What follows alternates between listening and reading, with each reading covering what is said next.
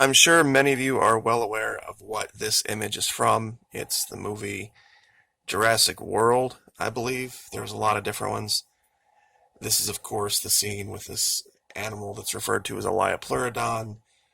It comes up, eats a great white shark, and of course, license being taken in Hollywood, the actual animal that this is based on, the largest fossil known is about a tenth the size of this one, but that would still put it about 3 times as large as a great white. So still, nothing to sneeze at. There's been different um, shows on history and National Geographic. One of the most infamous scenes is where there's a T-Rex near the water, and this thing comes up out of the water and snatches him right off the land and pulls him into the water. Well, I found something about a year and a half ago that looked a lot like a Mosasaur, which is very close to one of these things. And just for scale, I want to show this. The big blue image here, this is what the Jurassic World showed. This is what we know to exist. This is a blue whale, about 30 meters. But like I said, this is a great white, so this thing would still be no slouch. Now, the big difference between a mosasaur and a pliosaur is you can see the ratio of head to body, the flippers, the tail. Not like if you encountered one in the wild that you would have very long to make the distinction, given that this is how big we are in relation. Now, there is an Imagery post that has about 10 good candidates for what I'm about to show you right now. This is what I'm kind of leaning toward. It's called a tylosaur. But let me show you. Let me get down there real quick and show you what I'm talking about. And the kicker part about this is that it's on a glacier. And it looks like it uncovered in 2004 and then covered back up. And so we know where it is, but I don't think it's available to go get anymore. And I'll show you the imagery that backs that up.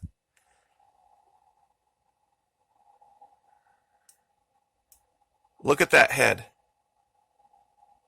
I mean, you've got the eye, the upper jaw. You can even see the teeth in this thing,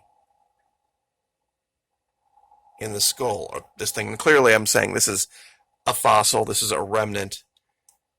The body has been somewhat damaged, and I think probably over. And like I said, this is in a glacier. Let me show you where this is. Right here. This whole thing is a giant glacier. And this is the 3/15/2004 layer. And I'll do a quick measurement here for you. I've already measured it, but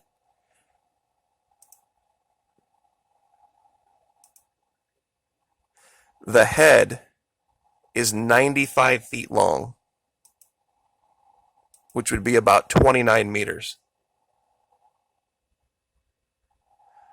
The whole body, if you were going to try to put it together, let's see, there, and then down to here, about 96 meters long, which is about 315 feet. Now, the body, you can kind of see here where what would be the front flipper has kind of left an indentation in the ice, but it's gone, probably just because of the way that this animal came to rest. And you can see another one down here. And of course, the tails on the pliosaurs were a lot less pronounced than they were on the mosasaurs. That's why I'm leaning toward that. But there's absolutely no mistaking this head. Because you can see the skull, you can see the ridge, the eye, everything.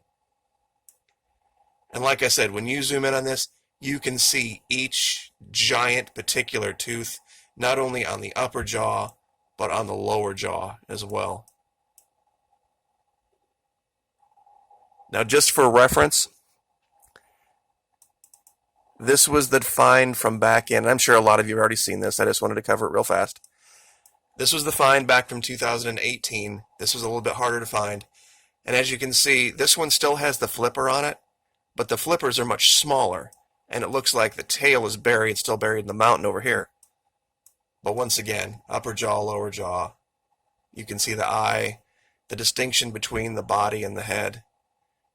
So, anyway, now, as if that weren't enough,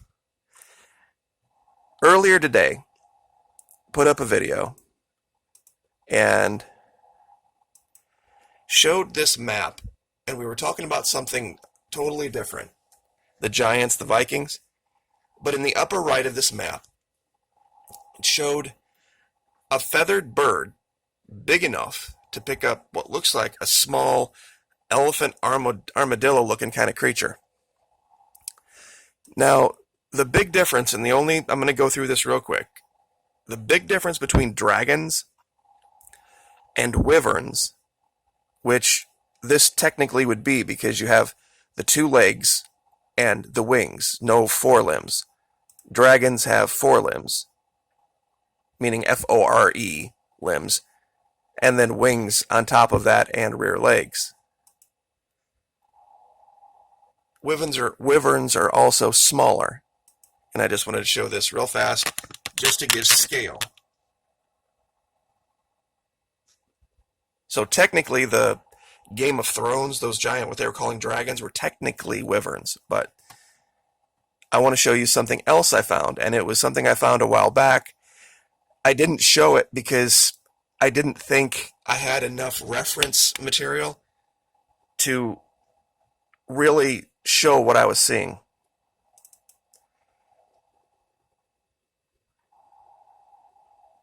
Now, once again, you have to always make sure that you are in the right year because things change. Now, looking at this right here, this image, you can see the 2 wings, the body, the neck, the head, and you can see the talons hanging underneath. And I'll measure this real quick for you, because it puts it right in the envelope of what ancient wyverns were said to have been size-wise. All right, the wings are about 18 to 20 feet, which is, in meters, about 5.5 meters. And they're both about the same. The angle is showing them, one a little bit bigger just because it's closer. The body is about 1.57 meters, about 5 feet on the body. It looks like about 6 feet on the neck and about 4 feet on the head, with the talons dropping about 2 to 3 feet. And basically, for those of you looking in meters, there's about 3 feet in a meter, roughly, about the equivalent of a yard. A meter is a little bit longer than a yard, so a little bit more than 3 feet. So anyway, it's clearly flying, whatever this is. These are wings, and when you look at the body, I know this is why I didn't show it just standing alone by itself when I first found it. But now that we have the map from the region that shows a creature just like this, that somebody took the time to make a picture of. I mean, out of all the things, like I said, back then, parchment wasn't easy to find. Ink was expensive. Then finding somebody who could actually create the thing that you said you saw, because a lot of times mariners weren't artists, and artists weren't mariners. To put all of that together and do it was an expensive process. So they didn't waste space on stuff like this. So anyway, 2 pretty amazing things. So this is that Imagery post right here where they have a Tylosaur, Chronosaur, These are the two that I think are the number one and two candidates for that giant reptile that's on the ice down there. And we'll go back there real quick. And of course, I'll give you the locations. And these, like I said, these two aren't far from each other.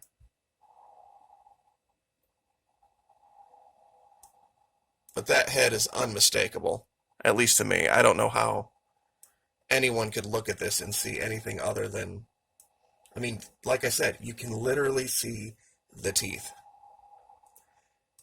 And I guess I'll just leave that there. Like, share, subscribe.